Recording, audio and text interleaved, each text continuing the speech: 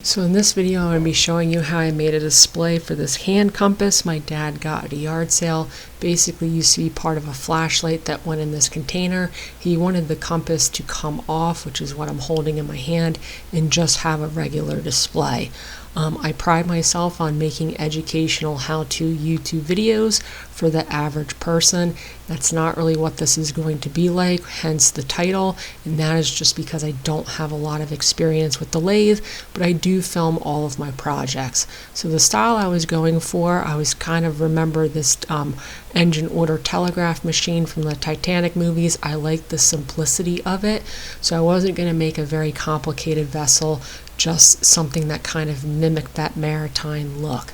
So I also happen to have this piece of material that I had in the shop. I made this back in my old shop, so it's easily over 3 years old. It's kind of a chaos pattern I was going to use for something else.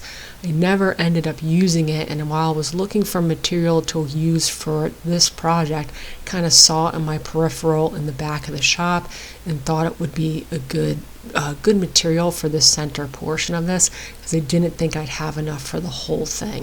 So cleaned it up with the belt sander, cleaned up the edges on the table saw, and you could see it looks a little bit nicer. It's going to be turned on the lathe, so I don't have to get it super clean, and then I could rip it into strips. The thickness of the strips was basically based on the fact that I had done some rough math, figured out if I had gotten 3 strips out of this, I would have enough height to at least hold the center of the piece together. So that's basically what that is. Just ripped it. I think they were a little over a ½ inch, these strips. So then the main unit I'm going to use to make this segmented bowl, because that's what this is essentially, is a wedgie sled. If you don't know what a wedgie sled is, I'm going to put some links in the description. This is another jig that I made back in my old shop. I wanted to get into segmented turnings, and I just haven't had any free time to do that, but I already had this jig made. It basically is a 2-fence jig that you make these wedges for, which is where the name came from. You could set up the angle, and then the jig makes perfect cuts for your segments. I did not invent this jig. A guy named Jerry Bennett did. I'm going to link to his YouTube. This thing works great. A lot of people on YouTube have made it. I have no complaints about it. And Jerry's channel, there's not a lot of videos on there, but he makes really cool work. So it's definitely something you could check out. And if you go to his channel, he will show you how to make this. Like I said, I made this in my old shop, so I don't have footage of making it. And even if I did anyway, I probably wouldn't put it on here, because he does a really good job of explaining how to do it, and it's his invention. And unfortunately, he doesn't have a lot of subscribers on there, but I've seen a lot of people use this design without giving him credit, and they have tons of views on those videos. So you can see it's really simple. Once you have your angle set up, I just have a stop on my fence so I can get it at the same cut every time. You put a mark on the top of whatever material you're using, so that when you see they kind of fling off the side of the table saw, you always know which side's up, and then it will make your segments. So you could see the wedge that I use gives me 12 portions, so it was like, I think, a 15-degree angle, and he shows you in all of that how to make the wedges, how to make the sled, the whole thing.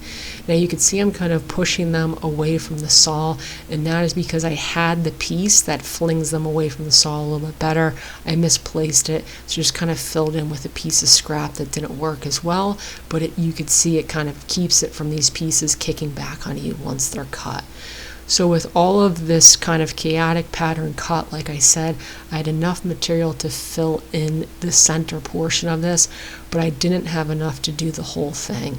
So I happened to be working on a teep project at this time, and I had a lot of random teeth cutoffs, which was perfect. I figured I would put the chaotic pattern in the center and then have 2 solid colors on either end to kind of make up those bigger rings. So that was basically what I decided to do. You can see I have these all rubber band together, and then the way that the segmented sled works is obviously the further away the fence is from the blade, the bigger the segment. So that's how you can make different size diameters. So I just moved the fence over a little bit, because you could see the rim of that compass was a little wider at the top, so I needed this to be a little bit wider, and I kind of wanted there to be a ledge at the top and the bottom anyway. So I moved the fence over, made a bigger circumference circle, and now this piece fits inside. So at this point I could glue all these segments together and then glue the pieces together. This little set screw that's on the side of this is going to become a problem throughout the whole video because it sticks out a little bit past the final width of the piece. So that is something I'm going to have to deal with later, but you could see I sized it so that it fits in there without there being a gap around that top rim. So then gluing these together, what I like to do, especially when doing end grain, I put glue on all of my pieces. I let them set for about 5 minutes. Especially with end grain and plywood, that glue is going to absorb really deeply into the end of that wood. So you could see the glue I had on the end almost completely disappeared, and then I reapply before putting these together. It just gives me more glue on the pieces. Just using some rubber bands I had around the shop to hold all these things together, working on wax paper so I don't get as much glue all over the place and stuff doesn't stick together. I also glued together the teak pieces, so same process. And then I happen to have this vise that I've had kicking around the shop for years and years and years. I always thought it was a cool object. I never really had a use for it. It's for making books, and it actually worked out perfectly for doing these segmented parts. So I could put 4 in there at a time, clamp the vise, and they glued together really nicely. There wasn't any really undulation on the top or the bottom of them. If you come in the next day, take the wax paper off, and since I had such a good clamping pressure on the top, all I did was take a piece of sandpaper and rough up those edges so that they were flat, and then I could fit this together. Same process. I'm going to glue this entire thing together at once. Unfortunately, the book vise I have only goes up to about 3.5 inches, so it wouldn't be able to help me with this, and I just used 2 scrap pieces of 1/2 inch ply, sandwiched everything together, and put clamps on it. Now usually when I do this, I let this set up for about 5 minutes, so when you put clamps on it, it doesn't slide around. I know about the salt trick. I don't use the salt trick because Type-On themselves have said that the salt can actually alter the composition of the glue and mess with it, so I don't use that. And I use these pipe clamps, which I know I shouldn't, because the pipe clamps are the clamps that, if anything, they're going to tweak stuff out of place. I wasn't paying attention, even though I let this set up, and you could see it, the whole piece shifted as it dried. So that is going to be a problem going forward. You'll see how I deal with it. You could see when I have it mounted on the lathe that top edge is really off. So I was pretty upset about that, but still move forward. And like I said, very simple shape. So all I'm really doing is rounding this over. The faceplate I had was, the mounting holes didn't line up with the bottom of the piece, so I had a piece of plywood there. First mistake with starting this turning was the plywood was too big. I obviously trimmed it down with my tools, but it took longer than I thought it would. And you could see all I did was use a roughing gouge to rough this into a circular shape. Wasn't doing anything super complicated. So far I was liking the way it looked. The problem was with that off-center top, as I got closer to getting it clean, when I put the compass in place, it was just too off-center. So I thought I could kind of get away with it, because you could see there's quite a big rim on the top side of the compass, but because of this little set pin on the side, which is not removable, when I put it in that top, it was completely off center. So that I was not going to be able to do that. That was going to be a problem. The kicker was the bottom was not off center. You could see when I flip it, it wasn't going to be an issue. So if I hadn't been so frustrated with it gluing up off center, I probably would have noticed that and could have used that original bottom as the top and not had an issue. But I couldn't use that because now it has screw holes in it. So what I decided to do was flip it around, so now the bottom was the top.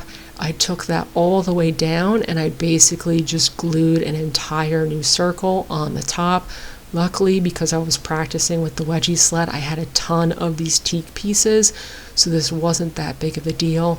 So the off-center piece is now the bottom against the faceplate. The piece that wasn't nearly as off-center is the new top. I trimmed it down to a thin margin and just glued a new top perfectly on center on the top, and that's how I ended up solving that problem. So then I could take it back to the lathe and clean up the edges. I also took it down a little bit so it was about the same thickness as the bottom. And I'm not going to give any instructions on the lathe. You can see I could eke out projects on there, but I do not have the best tools. And I've have very minimal amount of practice on the lathe, so getting instruction is not going to be something I'd recommend from myself.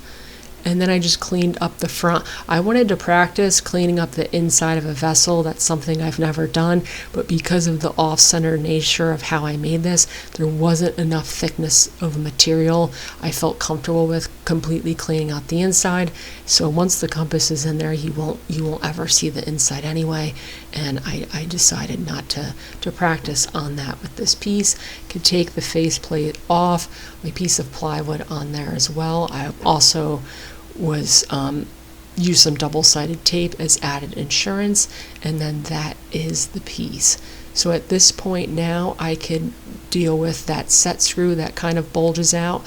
So if I just plopped it in, you would see a gap there. So my goal was, I have enough space in this, I was going to make a very shallow groove for that set pin to slide into, and then a circular receiving groove on the inside. So you could see I'm kind of showing you how I could slide it down and then over to recenter it. So that was basically the goal, and by moving it, it will cover up this little groove I have to remove. So I just used a utility knife to score my marks, and then I was going to use a chisel to remove that material.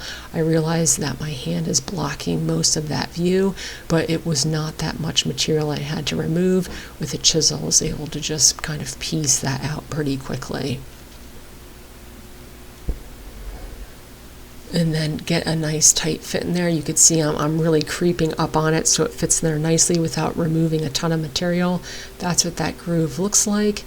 And now that compass can slide all the way down into the piece, but you see you'll still have that little bit of material where you can see, and it's not centered.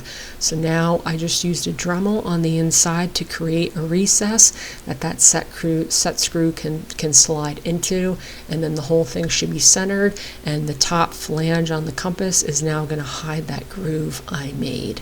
It was a very simple, interesting design point on that flashlight that ended up being a little bit of a pain to make this top for.